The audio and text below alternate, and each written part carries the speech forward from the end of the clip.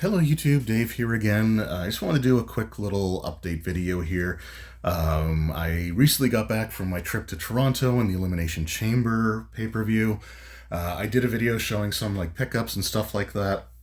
And a couple of days after that video was recorded, I started to get like really tired, really dragged out, and I spent the last couple of days just feeling sick, like scratchy, sore throat, achy body, everything. I really don't remember much about yesterday. I slept a lot. I am starting to feel better, but I'm not 100%. But I still want to get something out as far as a video is concerned, because with YouTube, like things really drop, like it really drops off, like promoting your channel. If you take any sort of break, and that's fine. It is what it is. I'm not chasing after like algorithms or any of that nonsense, but I do want to at least try to get something out here. And today, what I want to talk about, and maybe it's a little bit of advertising, I don't know. But this upcoming summer, here in the Annapolis Valley in Nova Scotia, there is an annual event called KingCon. So, like for Kings County, it's just like a little gaming convention. It takes place, I believe, in the Kentville Fire Hall. Like, sort of, they have like a reception area there, multi-purpose, whatever you can rent out, and you get this pretty decent amount of space actually. And I was there a couple of years ago and really enjoyed it, although I was having issues with my back because it wasn't that far removed from our move into the house and some other things that just caused that to be an issue. And I didn't get to go last year because it happened at the same weekend as the Money in the Bank pay-per-view where I was in Toronto. I managed to avoid being sick after that trip, but not so much this one. Anyway, this year I was contacted by one of the organizers, sent out like a mass email to people that had expressed interest in running things previously, and I'm going to be running a couple of games there on like the Saturday and Sunday is what I'm hoping for. And the first one I'm going to be running is going to be a 5th edition D&D game. And my plan is to actually adapt a simplified, sort of streamed down version of the Encounter at Blackwall Keep adventure from the Age of Worms adventure path. I'm not going to include like the Caius connection or anything like that. But I love lizard folk, and I like running like sort of like, siege stuff or kind of a larger scale type of combat thing. And yeah, I'm going to be adapting this for a group of players for there. And I want it to be a beginner-friendly game. So I'm providing pre-gen characters, and I'm also going to be providing not only pre-gen characters, but minis for each of those characters. So I do have a half-orc barbarian that's using a Morning Star and has a shield. I've got a dwarf cleric, a halfling rogue, and then I've got an elven fighter archer, and a human wizard.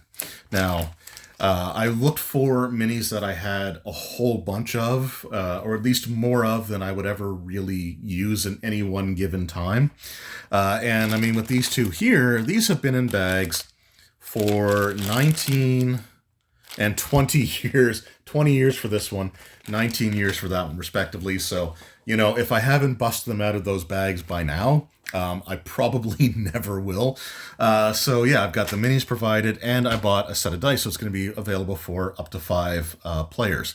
And again, I want it to be a beginner-friendly game, and anyone that plays at that particular adventure will not only get to take home their character sheet, but will also get to take home the mini that they use to represent their character and the set of dice that was provided for them to use at the gaming table.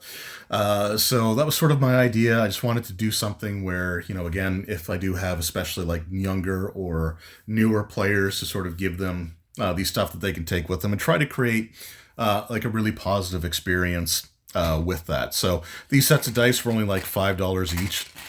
So, not really a lot of money. And these minis, again, I've had these for decades now, and I've got I think 5 more of this guy. I have 3 or 4 more of this guy.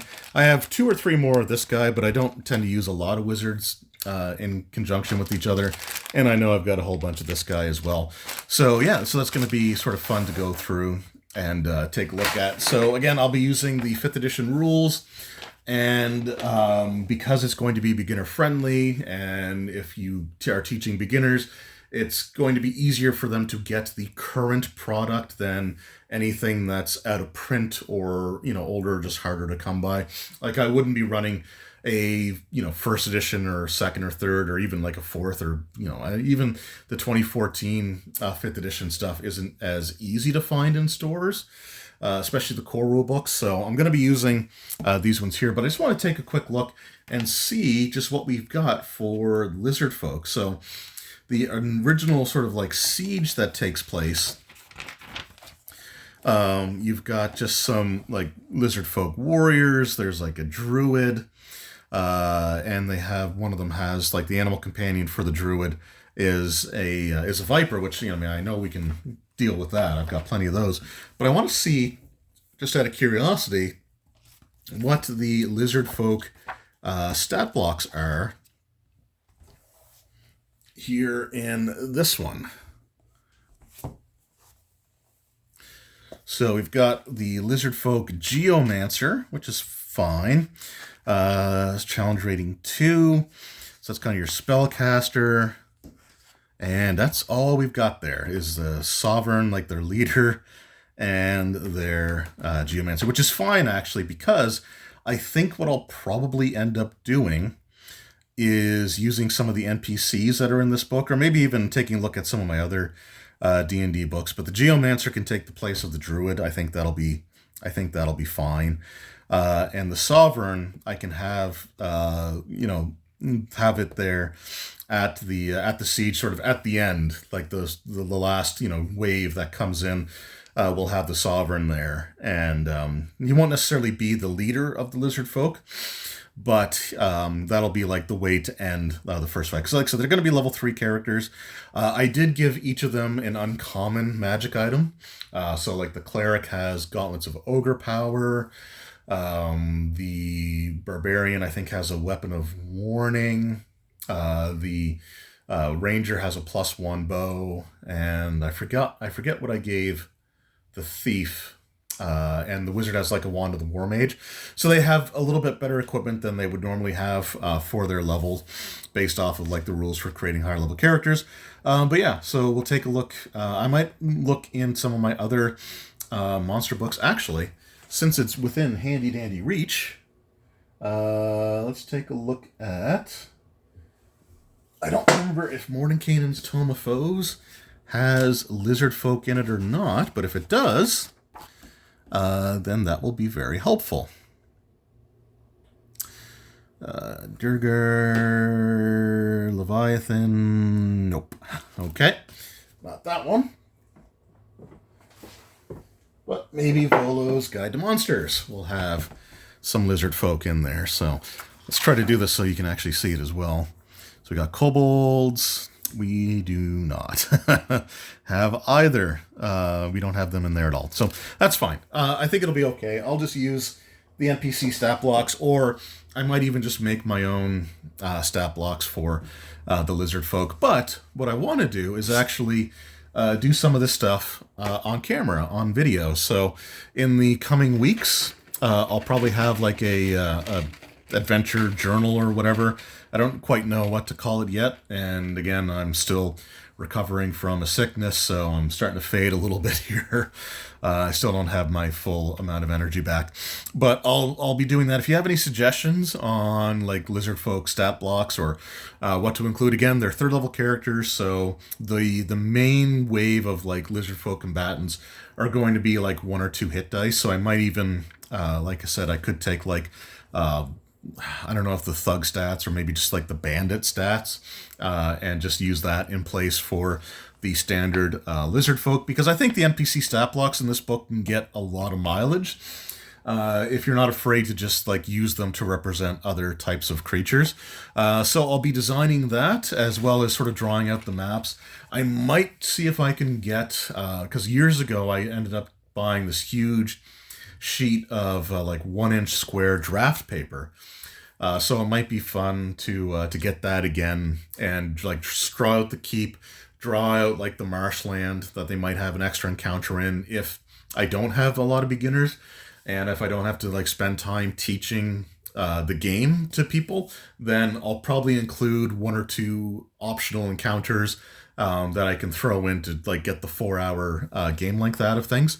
But yeah, just sort of go through all that design with you guys. So hopefully that's something you'll be interested in. Hopefully that's something that you guys will be looking forward to. I'm looking forward to running it. The other game that I'm going to be running is going to be a Dragonbane game, which I'm looking to run on the Sunday. And there is a scenario in the hardcover core rulebook that I think I can expand out and get a little bit more out of. But that's, I don't know if I'll be doing that one in terms of like videos. But for the 5th edition one, I think that's kind of what I want to do. And hopefully, like I said, hopefully you guys will, enjoy it. And like I said, if you got some suggestions, feel free to send them my way as well. Anyway, thank you all so very much for your time. I truly appreciate it. I am going to go lay down, but I will see you all in the next one. Until then, take care.